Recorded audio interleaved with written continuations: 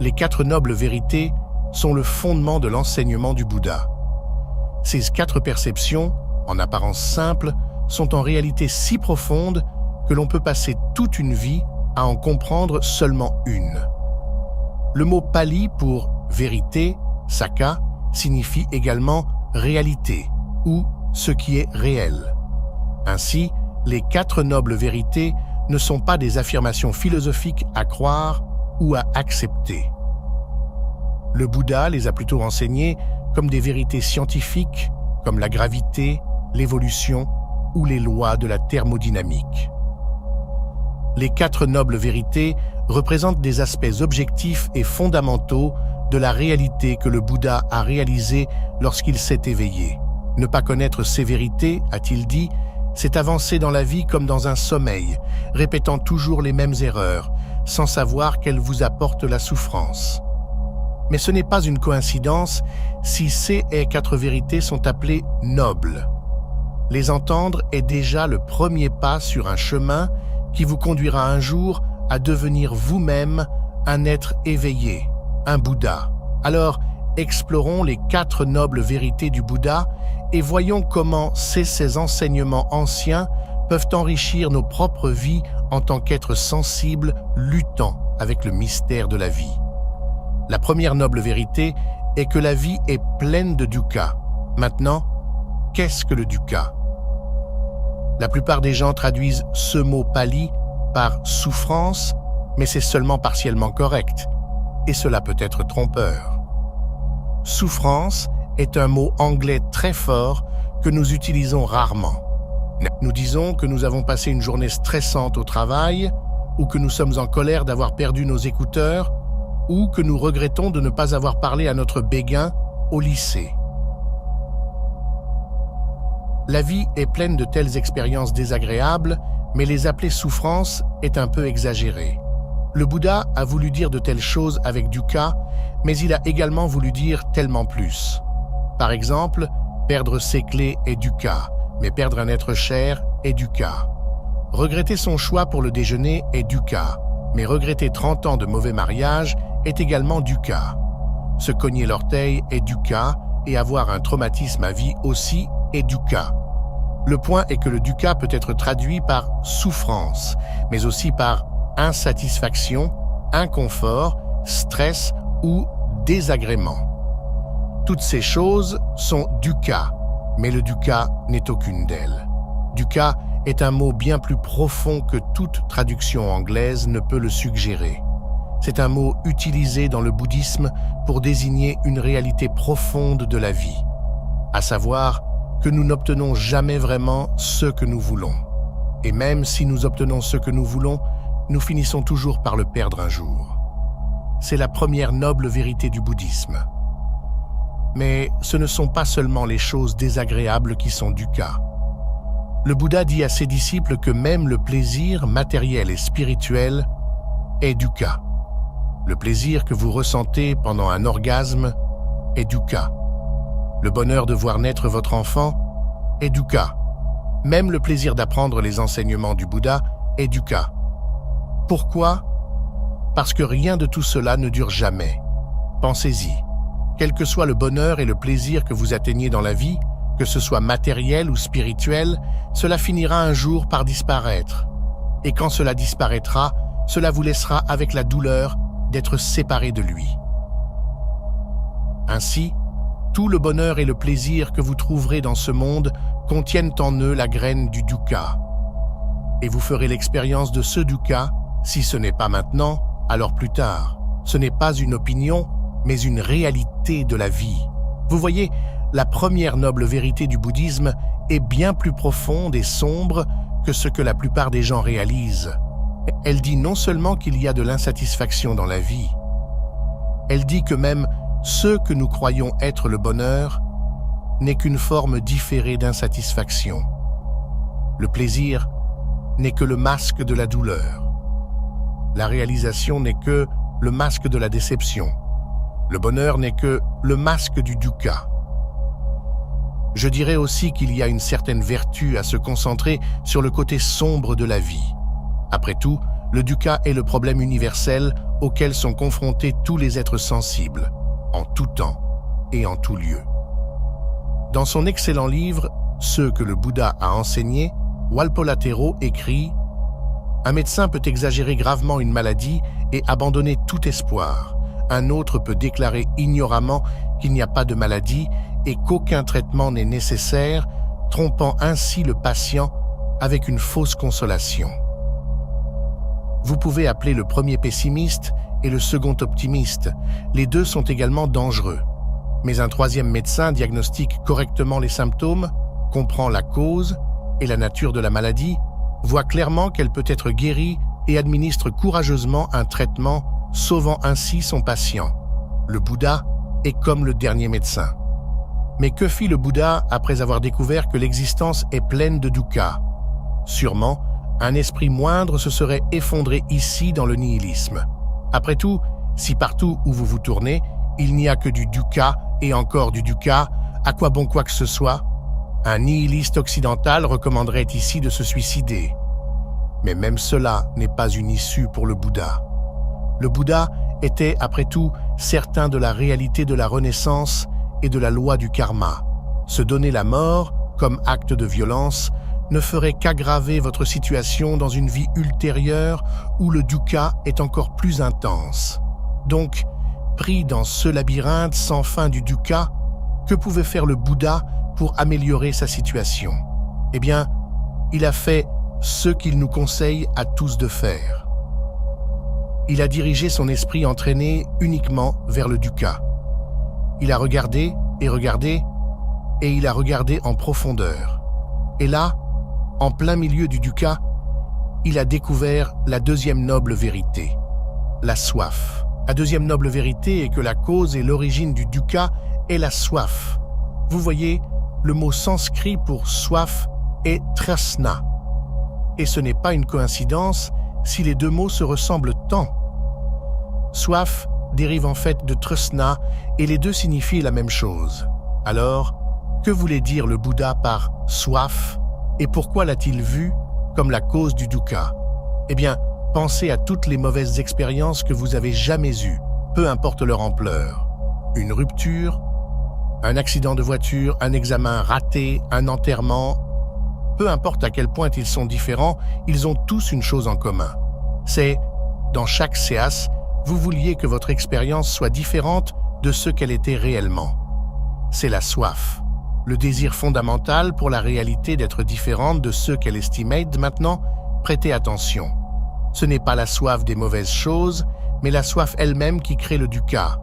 Un moine a soif de l'illumination, un amoureux de son bien-aimé, une femme a soif d'un enfant, un trader de Wall Street d'un plus gros chèque de paix. Un homme a soif par amour, un autre par haine. Les détails n'ont pas d'importance. La soif est toujours à l'origine du dukkha. Tout ce que nous désirons nous apporte le dukkha parce que nous ne l'avons pas. Même si nous obtenons ce que nous voulons, ce n'est jamais aussi bon que nous l'avions imaginé. Même si ce que nous atteignons est aussi bon que nous l'avions imaginé, même s'il est meilleur, cela ne dure jamais. Les chemins du désir sont nombreux et sinueux, mais ils mènent tous aux portes du dukkha. Et cela empire encore. La soif est une addiction. Lorsque nos désirs nous apportent de la insatisfaction, nous n'y renonçons pas. Au contraire, nous avons l'impression que seul le désir et l'obtention d'autres choses peuvent nous apporter un bonheur durable. Bien sûr, cela ne se produit jamais. Chaque désir vient avec la promesse d'une vie meilleure. Mais le désir est comme le monstre mythique Hydra. Coupez-lui une tête et deux autres repoussent à sa place. Chaque désir est le combustible pour encore plus de désirs jusqu'à ce que nous soyons tous enflammés dans le feu du dukkha. Dans le sermon du feu, le Bouddha dit à ses disciples « Tout brûle, moine, tout brûle ». Maintenant, le Bouddha distingue certains désirs comme meilleurs que d'autres. Par exemple, le désir de devenir une personne meilleure, plus responsable et plus productif est moins nuisible que le désir d'alcool.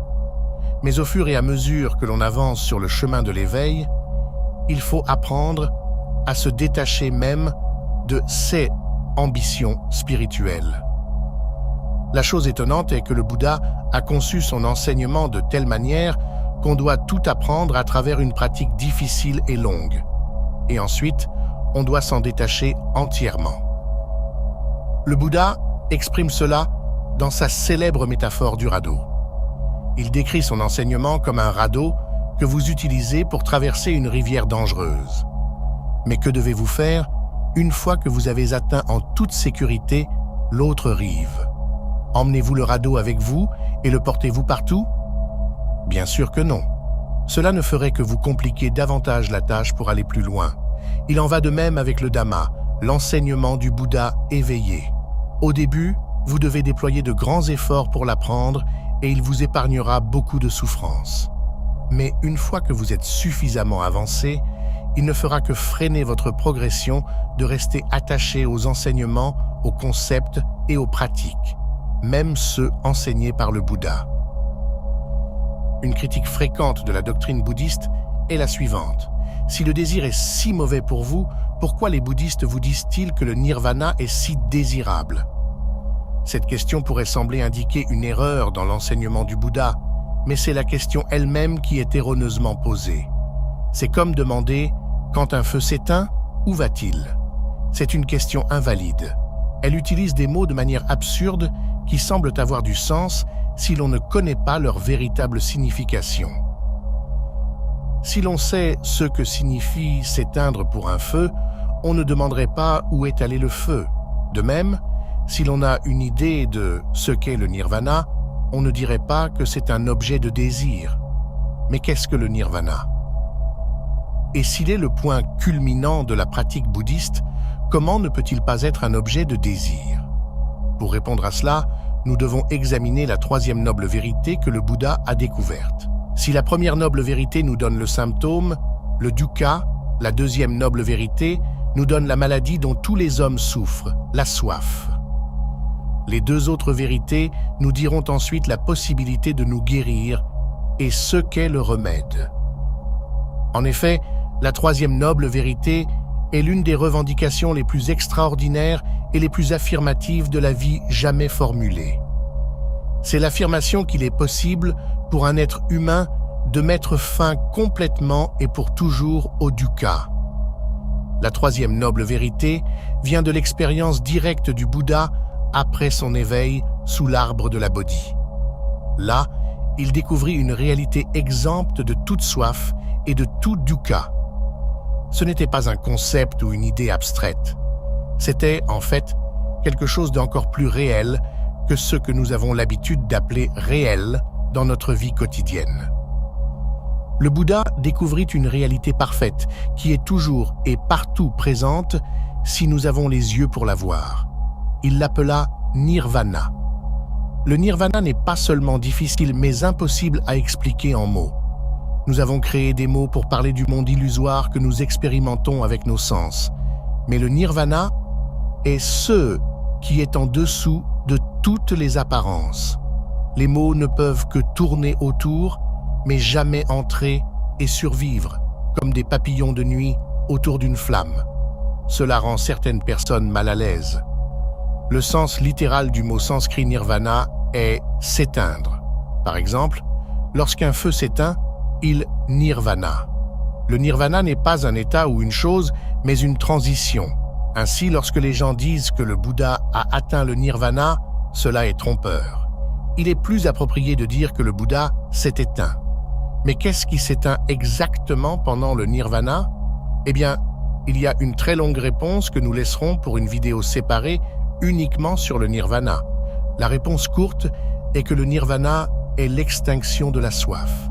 Toutes les préférences et les aversions, tout désir et attachement, toute haine, avidité et illusion, tout sentiment d'être un moi séparé.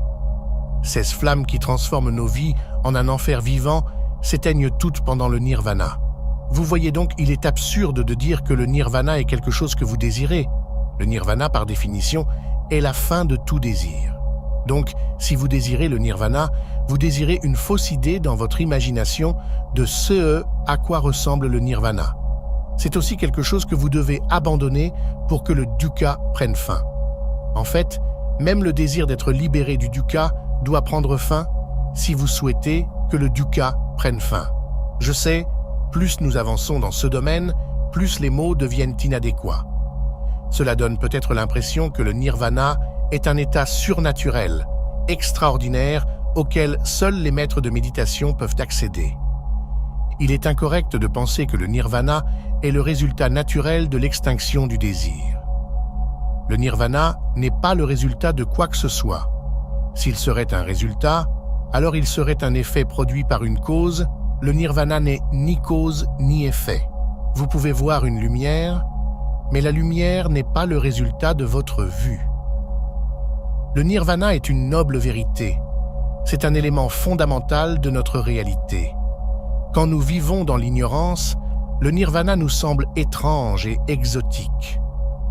Mais celui qui a enlevé la poutre de son œil, celui qui a développé la sagesse, peut voir ce qui a toujours été là. Et le Bouddha n'a pas seulement parlé du nirvana aux gens et les a laissés en suspens. Non, comme un bon médecin, il a donné des prescriptions détaillées sur comment on devrait vivre pour mettre fin à la maladie du dukkha. 6 disciples ont compilé toutes les prescriptions que le Bouddha a données à diverses occasions. Les premiers disciples ont mémorisé et organisé ces enseignements en un système qu'ils ont commencé à appeler la voie. Ce système avait 8 composantes majeures et ainsi ils l'ont appelé le noble chemin octuple. C'est ce chemin précisément qui est la 4e et dernière noble vérité. Les chrétiens utilisent un mot spécifique pour une action erronée. Nous l'appelons un péché. Mais le mot péché, surtout dans le passé, ne s'appliquait pas seulement à quelque chose de mal aux yeux de Dieu. Il avait un sens plus général qui s'appliquait à des choses qui étaient simplement imparfaites, comme un poème mal écrit ou une flèche qui ne peut pas voler droit. Nous avons ce même concept dans le noble chemin octuple, la 4e noble vérité du bouddhisme. Ce chemin est basé sur l'idée qu'il y a une mauvaise façon de vivre qui crée du dukkha et une bonne façon de vivre qui peut réduire le dukkha jusqu'à ce qu'il disparaisse enfin pour toujours. Cette division entre les actions mauvaises et bonnes n'est pas basée sur l'opinion subjective du Bouddha. C'est plutôt une théorie presque scientifique basée sur des preuves que vous pouvez inspecter vous-même. Aux yeux du Bouddha, la plupart des gens dorment en marchant à travers la vie, plongés dans la délusion. Ainsi, sans le savoir, ils vivent d'une manière qui crée du dukkha. L'enseignement du Bouddha était en effet un manuel sur la manière de vivre correctement et de minimiser le dukkha pour soi-même et pour les autres. Alors voyons de quoi ce manuel est composé. La bonne vue signifie avoir la sagesse de voir à travers les mots et les actions délirantes de vous-même et des autres. Aujourd'hui comme à tout moment, ce que la culture célèbre comme vertu et succès est généralement une imperfection et un échec déguisé. Aucune quantité de richesse matérielle, de productivité ou de plaisir ne peut vous débarrasser du dukkha. En fait, ces choses ont l'effet retardé de créer encore plus de dukkha. Pour voir cela, il faut de la sagesse et c'est une bonne vue. La bonne intention nécessite la bonne vue. Ce n'est qu'après avoir vu les choses telles qu'elles sont vraiment que vous pouvez vous créer les bons types d'objectifs. Le Bouddha a vu que l'homme est malade de soif sans fin et de dukkha, et donc la meilleure intention est de tenter de se guérir soi-même et les autres de cette maladie.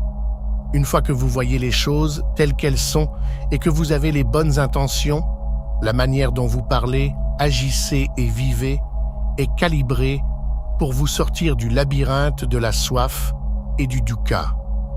Et puis nous arrivons aux 3 dernières branches finales du chemin, qui sont un peu plus techniques. Beaucoup de gens, moi y compris, pensent que vous ne pouvez aller que jusqu'à un certain point dans votre compréhension du bouddhisme sans avoir une pratique de méditation.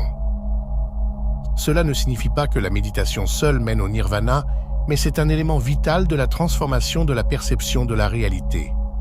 Il est significatif que les 3 derniers aspects du noble chemin octuple se réfèrent à la pratique bouddhiste de la méditation. La méditation bouddhiste mérite une vidéo entièrement séparée, donc pour l'instant, tout ce que nous devons comprendre est qu'il faut entraîner et transformer son esprit afin de saisir les enseignements plus profonds du Bouddha. Le Bouddha était un guérisseur spirituel, un guérisseur de l'esprit, et la méditation était sa façon de traiter l'esprit humain de l'infection de l'ignorance et de la soif. Il faut déployer des efforts importants pour développer la pleine conscience et la concentration afin de voir à travers les fausses croyances qui obscurcissent son jugement. C'est la bonne effort, la bonne pleine conscience et la bonne concentration. Le noble chemin octuple ne vous dit pas quoi faire. C'est plutôt une description de ce qu'est un être humain complètement éveillé. Tout ce que vous pouvez faire, c'est essayer d'imiter cette description jusqu'à ce que vous soyez progressivement transformé en un être humain éveillé vous-même. Et les 8 aspects du chemin ne sont pas séquentiels. Ils dépendent tous les uns des autres. On a la bonne vue seulement si on a la bonne pleine conscience. On a la bonne pleine conscience seulement si on a la bonne concentration. Et ainsi de suite.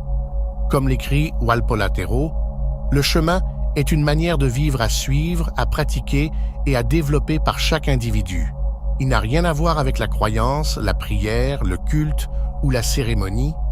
C'est un chemin conduisant à la réalisation de la réalité ultime, à une liberté complète, au bonheur et à la paix parfaite grâce à la perfection morale, spirituelle et intellectuelle. Walpola Tero, ce que le Bouddha a enseigné. Dans l'intérêt de l'honnêteté, les chercheurs modernes ne croient pas que les 4 nobles vérités ont été enseignées comme telles par le Bouddha historique.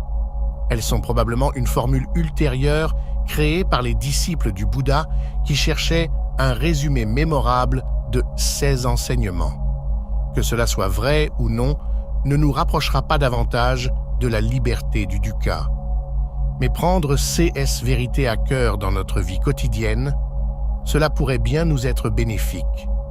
Rappelez-vous que le Bouddha est un surnom. Il signifie « celui qui s'est éveillé ». Mais réfléchissez un instant à ce que cela signifie réellement. Ce n'est pas juste une métaphore. Le Bouddha nous dit qu'il y a un changement de conscience que nous pouvons réaliser qui est comparable à se réveiller d'un sommeil. Il parle de rien de moins qu'une transformation totale de sa réalité qui commence et se termine dans sa conscience.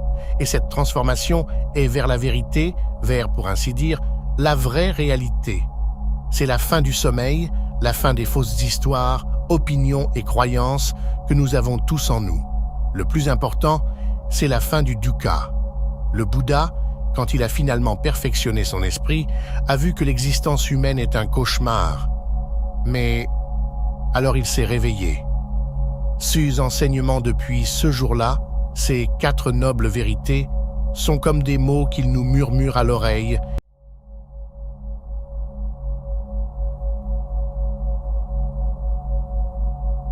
Bonjour à tous, chers amis.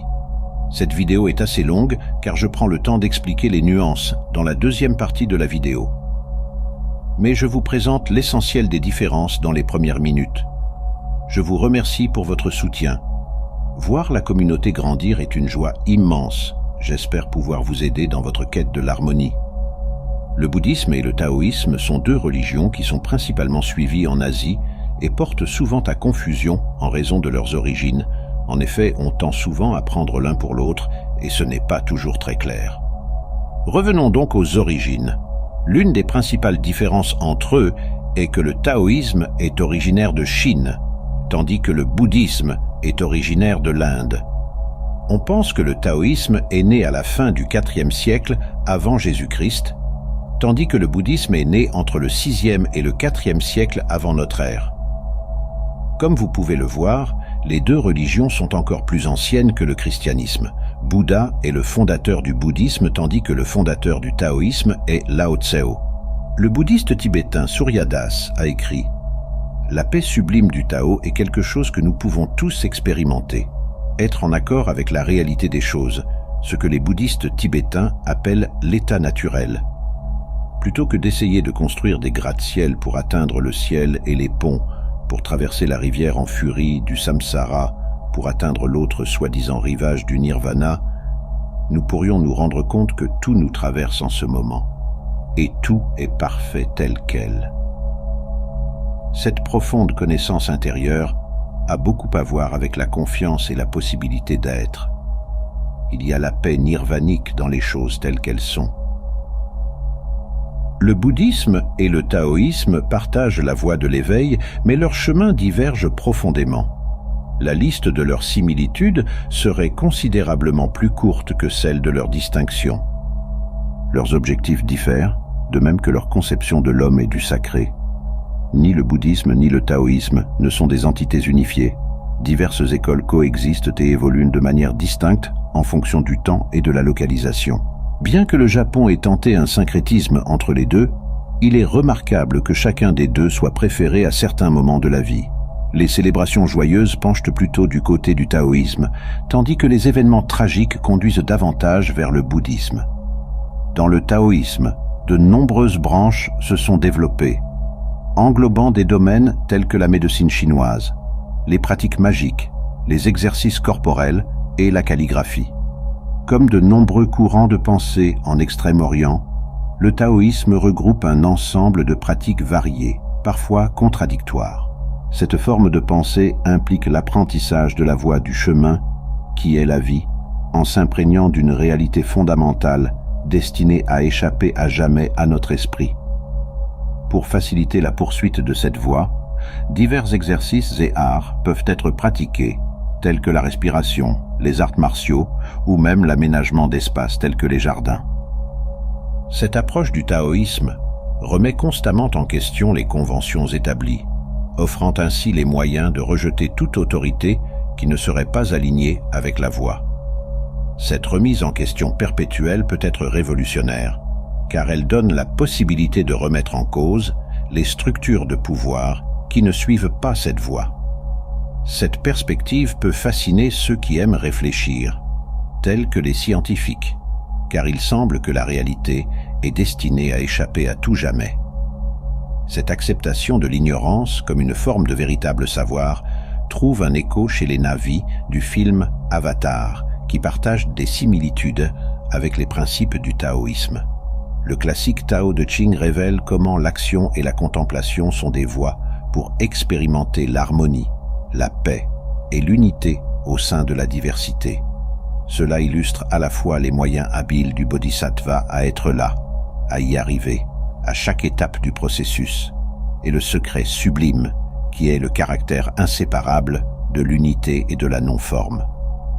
Le taoïsme, existant depuis plus de 2000 ans, tire son nom du mot Tao, signifiant « voie » ou la force vitale qui guide les êtres vivants dans l'univers. À la fin de cette quête, l'âme expérimente la réincarnation. Ainsi, le taoïsme adhère à la théorie de la réincarnation, où les adeptes cherchent à s'harmoniser avec la première cause de l'univers tout au long de leur vie, représentant la vérité ultime de cette religion. En raison de la nature inclusive du Tao, lorsque le bouddhisme est entré en Chine il y a 1800 ans, il a été facilement accepté malgré ses différences avec le taoïsme. Un sens de l'optimisme et de l'humour règne dans l'ancien Tao, qui s'exprime à juste titre comme une errance insouciante. Malgré cela, les Chinois considérèrent les enseignements bouddhistes comme une autre façon d'exprimer le Tao. Le bouddhisme n'est pas une religion, même si beaucoup de gens le disent et pratiquent le bouddhisme comme une religion. Le but le plus élevé du bouddhisme consiste à atteindre le nirvana ou l'état de la plus haute félicité ou la félicité suprême. Cela s'appelle autrement la félicité spirituelle atteinte. L'un des fondements de la croyance bouddhisme est que le bonheur ne puisse être bâti sur la richesse. En effet, la vision bouddhiste est basée sur la philosophie stoïque. Il croit que la richesse n'est pas absolue. Le Bouddha a partagé une multitude d'enseignements, mais les principes fondamentaux du bouddhisme se résument aux 4 nobles vérités et au noble chemin octuple. La première vérité énonce que la vie est intrinsèquement liée à la souffrance, englobant les défis tels que la vieillesse, la maladie et la mort, ainsi que les contraintes psychologiques quotidiennes. Selon cette perspective, la souffrance est une réalité incontournable pendant toute la durée de la vie. La deuxième vérité encourage un point de vue positif, évitant le pessimisme. Les moines bouddhistes soulignent l'importance d'adopter une attitude réaliste et positive, plutôt que de s'attendre systématiquement au négatif. La troisième vérité met en avant la vertu de la résignation, soulignant l'apprentissage du contentement et du bonheur. Selon le bouddhisme, le désir fondamental de l'humanité réside dans le souhait de continuer à vivre, aimer et apprécier le monde environnant, créant ainsi une énergie propice à la renaissance. Enfin, la dernière vérité concerne le noble chemin octuple, qui représente la voie vers la cessation de la souffrance. Ce chemin octuple guide les pratiquants à travers une série de principes tels que la vision juste, la pensée juste, la parole juste, l'action juste, le mode de vie juste, l'effort juste, l'attention juste et la concentration juste. En somme, ces enseignements fondamentaux du bouddhisme offrent une perspective holistique sur la compréhension de la souffrance, de la positivité, de la résignation et du chemin vers la libération. Il est important de savoir que le bouddhisme peut s'expliquer en un mot. Un bouddhiste doit mener une vie de moralité, doit s'efforcer de développer la compréhension et doit être attentif aux actions.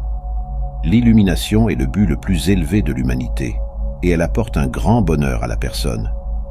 Il est très important de réaliser que l'état d'illumination ne peut être atteint qu'à la fin de la douleur et de la souffrance. L'un des messages importants du bouddhisme est que la vie continue pour toujours à cause de la renaissance. Il croit fermement à la théorie de la renaissance. En d'autres termes, le bouddhisme encourage le phénomène de la renaissance. Le but d'un bouddhiste est de s'élever à chaque naissance jusqu'à ce qu'il atteigne le nirvana. En bref, on peut dire que le nirvana peut mettre fin au cycle continu des renaissances qui inclut la naissance et la mort. Ces renaissances sont appelées par les bouddhistes samsara. Curieusement, il existe une forme de bouddhisme taoïste connue sous le nom de Tichan ou Chan, qui, des siècles plus tard, évoluera vers sa version japonaise, le zen. Lorsque le bouddhisme a fait son entrée en Chine au cours des premiers siècles de notre ère, il a rencontré un taoïsme déjà solidement établi. La tradition rapporte que Bodhidharma, 12e patriarche de l'Inde et premier patriarche chinois, est celui qui l'a introduit en Chine. À cette époque, les Chinois étaient peu enclins à la ségrégation sectaire, ne voyant aucune contradiction à puiser dans chaque tradition ce qui leur convenait. Ainsi est née une forme originale de bouddhisme, résultant de l'adoption de la méditation bouddhiste et du taoïsme, connue sous le nom de Tichan. De nombreux écrits témoignent de son existence, bien que parfois difficiles à dénicher. Plusieurs lignées de patriarches ont suivi, notamment les écoles du Nord et du Sud. Ces pratiques se fondent largement sur l'instant présent et la pleine conscience, mais pas nécessairement dans le but de l'amélioration personnelle que l'on peut souvent observer aujourd'hui. Elles visent plutôt l'oubli du moi, conduisant inévitablement, sans désir particulier, à la conscience de la véritable nature fondamentale de l'individu.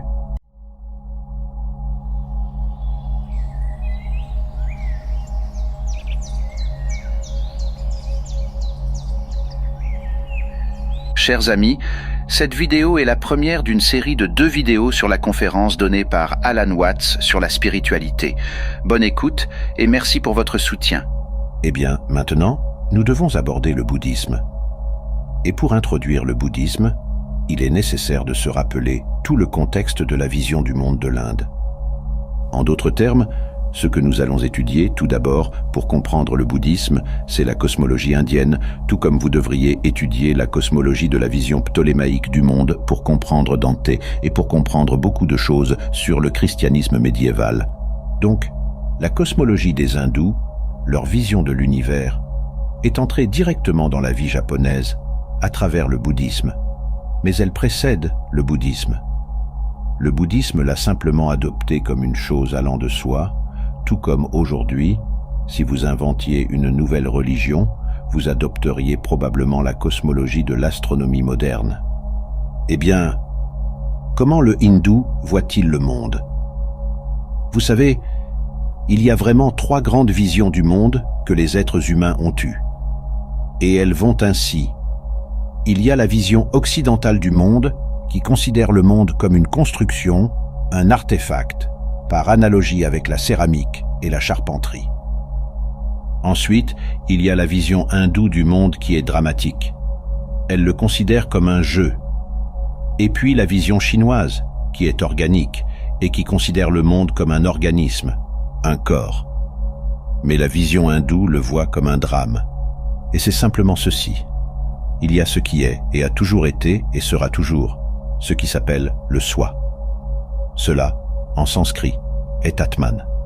Et l'Atman est aussi appelé Brahman. Brahman, du radical BRH, grandir, s'étendre, enfler, est en réalité lié à notre mot souffle. Ainsi, Brahman, le soi, selon la vision hindoue, joue à cache-cache avec lui-même pour toujours et toujours et toujours.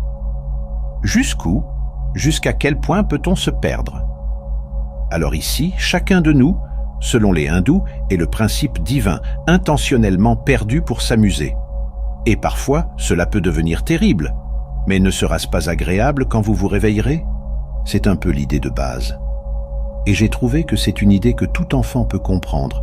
Elle a une grande simplicité et une grande élégance.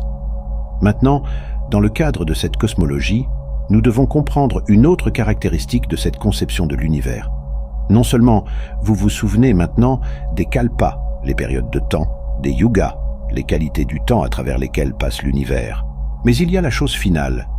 Ce sont les 6 mondes, ou les 6 voies de la vie. Et cela est très important pour le bouddhisme, bien qu'il vienne de l'hindouisme, et est représenté dans ce qu'on appelle le Bhava-Chakra. Bhava signifie devenir, Chakra signifie roue, la roue de devenir, la roue de la naissance et de la mort. Et elle a 6 divisions. Elle a les gens en haut et les gens en bas. Les gens en haut sont appelés Devas. Les gens en bas sont appelés Naraka. Les Devas sont des anges, et ce sont les personnes qui sont les plus grands succès spirituels.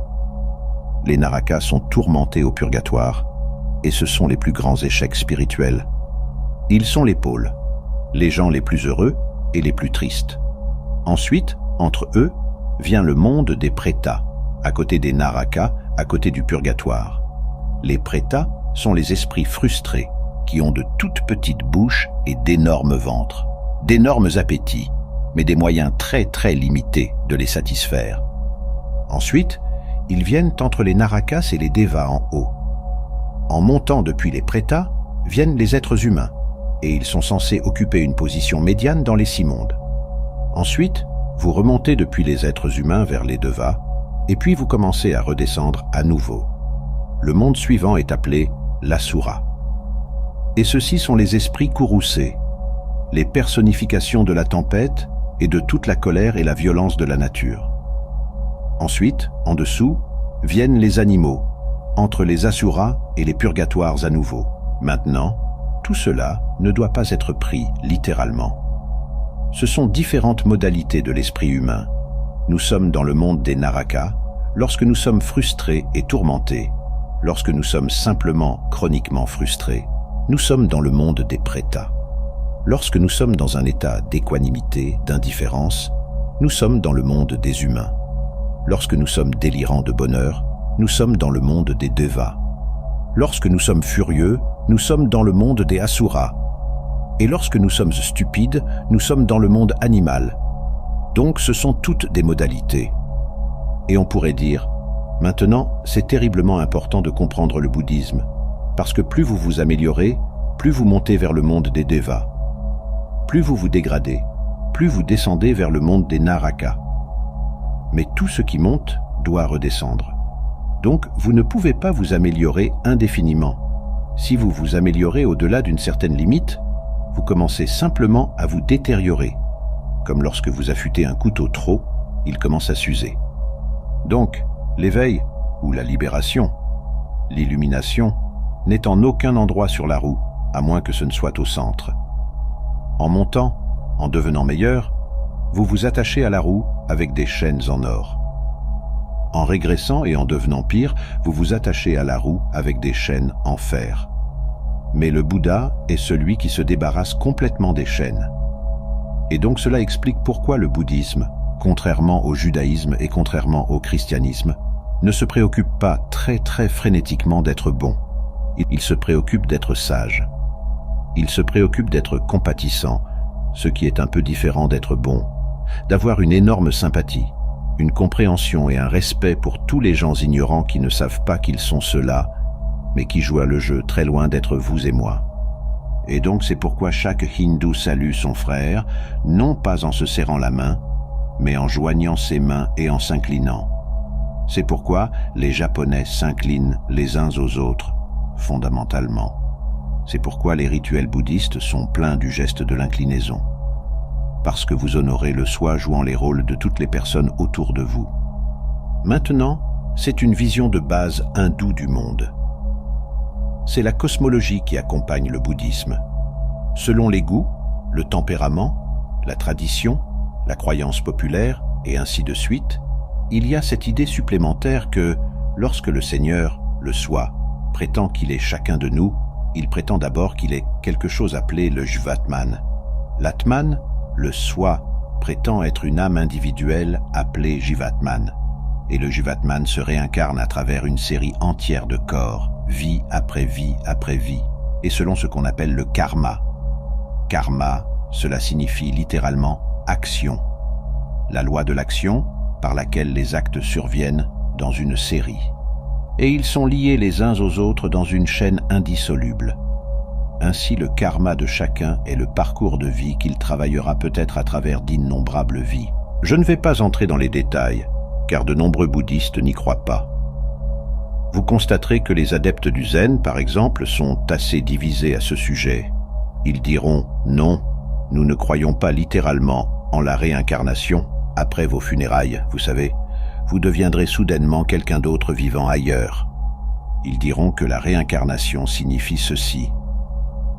Quand vous vous installez dans le train pour lire votre journal et ainsi de suite, vous n'êtes pas la même personne que celle qui a quitté la plateforme il y a peu.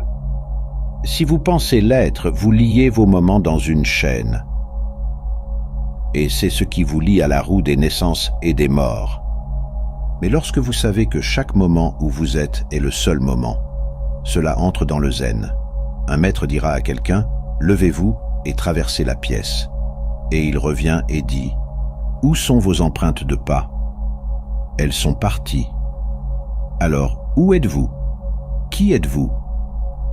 Lorsqu'on nous demande qui nous sommes, nous donnons généralement une sorte de récit d'une histoire. Eh bien, je suis un tel. J'ai été appelé ainsi par mes parents. Je suis allé dans tel collège. J'ai fait ces choses dans ma profession. Et je produis une petite biographie. Le Bouddha dit, oubliez ça. Ce n'est pas vous. C'est une sorte d'histoire. Tout cela est passé. Je veux voir le vrai vous, celui que vous êtes maintenant. Mais personne ne sait qui c'est, vous voyez? Parce que nous ne nous connaissons pas, sauf en écoutant nos échos et en consultant nos souvenirs. Mais alors, il y a un vrai vous. Et cela nous ramène à cette question. Qui êtes-vous? C'est-à-dire le vrai vous.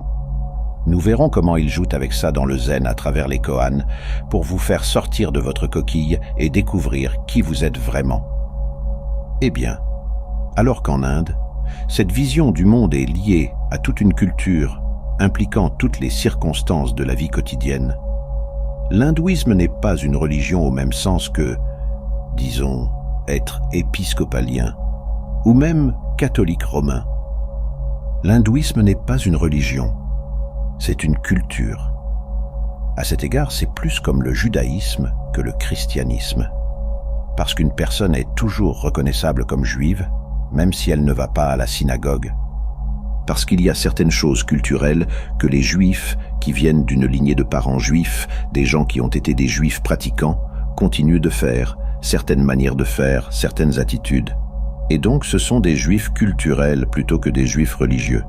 Maintenant, l'hindouisme est la même chose. C'est une religion-culture. Et donc cela implique de vivre en Inde, vraiment, pour être hindou, en raison des différences de climat, des différences d'arts et métiers, de technologie. Vous ne pouvez pas être hindou au sens complet, au Japon ou aux États-Unis. Alors qu'est-ce que le bouddhisme? Le bouddhisme est l'hindouisme dénudé pour l'exportation. Maintenant, le Bouddha était un réformateur, pourrait-on dire, dans le sens le plus élevé d'un réformateur, quelqu'un qui veut revenir à la forme originale, ou la reformuler pour les besoins d'une certaine époque. Le mot Bouddha est un titre, pas un nom propre.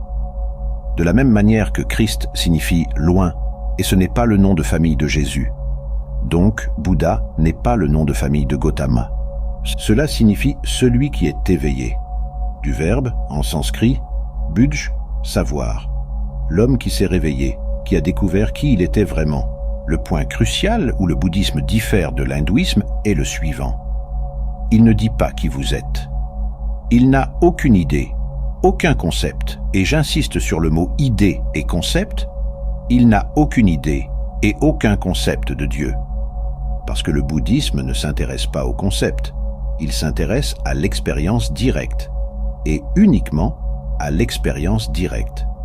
Donc, du point de vue bouddhiste, tous les concepts sont erronés, de la même manière que rien n'est vraiment ce que vous dites que c'est. Est-ce un tabouret? Tout ce que vous pouvez en faire est ce qu'elle est. Donc, si vous avez une idée rigide que c'est un tabouret et que vous ne pouvez vous asseoir que dessus, vous êtes un peu coincé. Mais s'il est toutes ces autres choses aussi, alors vous réalisez soudain que tout peut être tout. Ainsi, de la même manière, le bouddhisme ne définit pas et ne dit pas que vous êtes vraiment quelque chose. Parce que cela dirait que si vous croyez cela, vous êtes coincé avec une idée et vous vous y accrochez pour votre sécurité spirituelle. Donc, beaucoup de gens disent « Eh bien, j'aime avoir une religion parce que cela me donne quelque chose à quoi m'accrocher. » Les bouddhistes diraient « Ah, arrêtez ce truc. Tant que vous vous accrochez à quelque chose, vous n'avez pas de religion.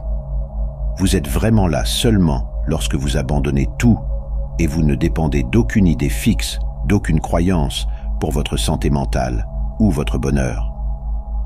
Vous penseriez donc que le bouddhisme est très destructeur, car il détruit. Il ne croit pas en Dieu, il ne croit pas en une âme immortelle, il ne cherche aucun réconfort dans une quelconque idée de vie après la mort. Il fait face absolument au fait de la transitoire de la vie. Il n'y a rien à quoi s'accrocher. Alors, lâchez prise. Parce qu'il n'y a de toute façon personne à qui s'accrocher à quoi que ce soit. Ainsi, le bouddhisme est une discipline de cela. Mais si vous le faites, vous verrez, vous découvrirez quelque chose de bien meilleur que quiconque qui a une croyance, parce que vous avez la vraie chose seulement. Vous ne pouvez pas dire ce que c'est. On dit dans le zen que si vous êtes illuminé dans le bouddhisme, vous êtes comme un homme muet qui a fait un rêve merveilleux. C'est-à-dire, lorsque vous avez fait un rêve merveilleux, vous voulez le raconter à tout le monde. Mais vous ne pouvez pas. Vous êtes muet, voyez-vous, si vous ne pouvez pas parler. Donc la vraie chose dans le bouddhisme, qu'ils appellent nirvana, qui est un peu l'équivalent de moksha, nirvana signifie s'éteindre. Pfiou! Vous savez, le soupir de soulagement. Parce que si vous retenez votre souffle, vous le perdez.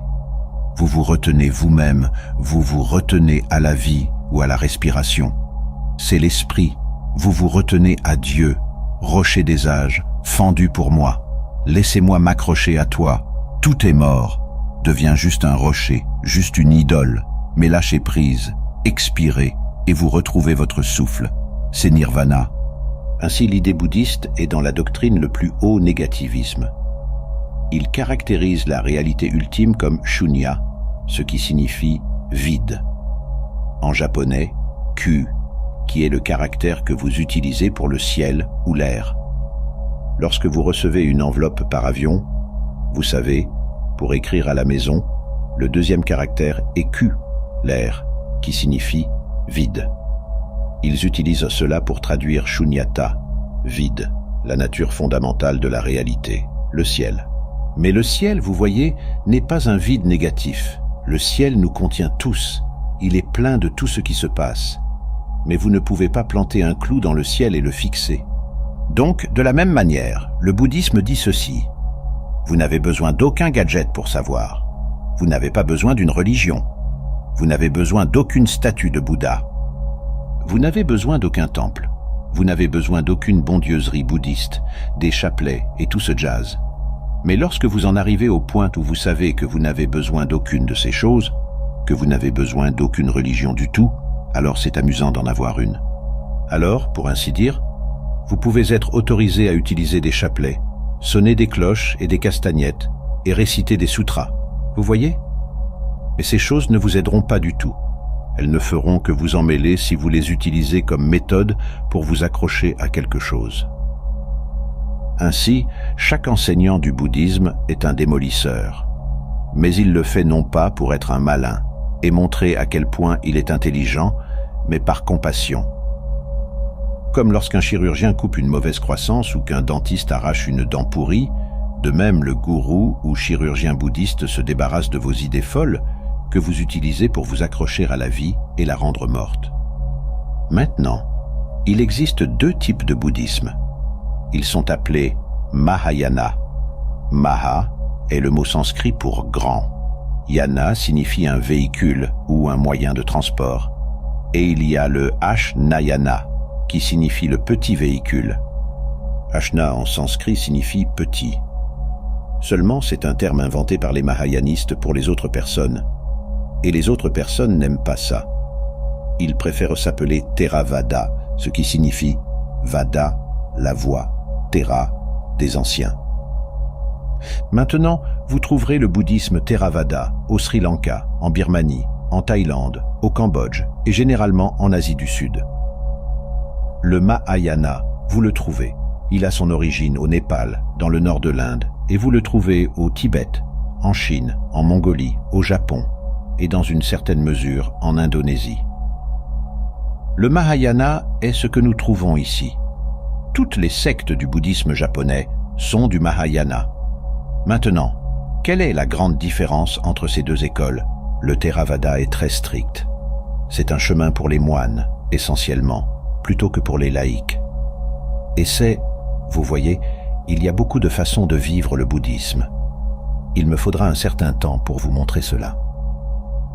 Les bouddhistes Theravada essaient de vivre sans désir, de ne pas avoir besoin d'épouses ou de filles, ou de maris ou de petits amis, de ne tuer rien du tout, de vivre de la manière végétarienne la plus stricte, et de filtrer votre eau de sorte que vous ne mangiez même pas d'insectes, de petits insectes, avec celle-ci.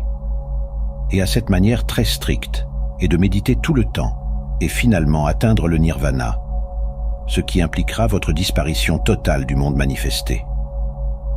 Le sentiment Mahayana est que c'est un point de vue dualiste.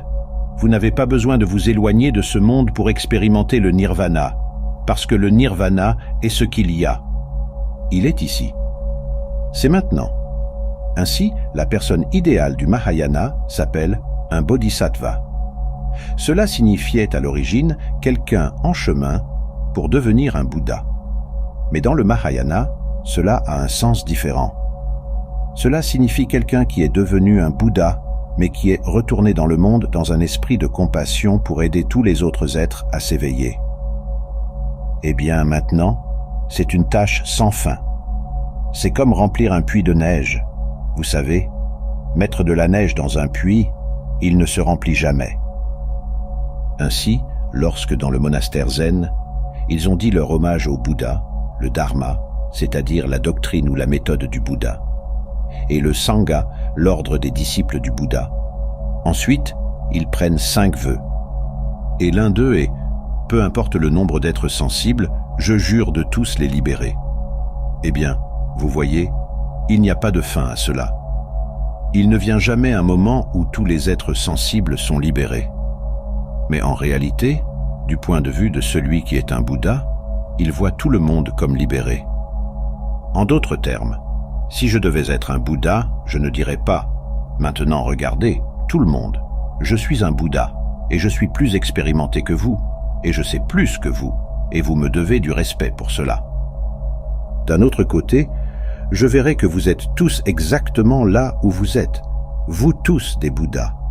Et même ceux d'entre vous qui ne le savent pas, il serait juste pour vous de ne pas le savoir à ce moment-là. Chers amis, j'aimerais prendre un moment pour vous remercier pour votre soutien, vos visionnages et vos j'aime. Voir notre communauté grandir, lire vos retours et constater que mes vidéos résonnent avec vous est une source constante de motivation et d'inspiration. Votre soutien m'encourage à aller toujours plus loin. Un grand merci à vous tous.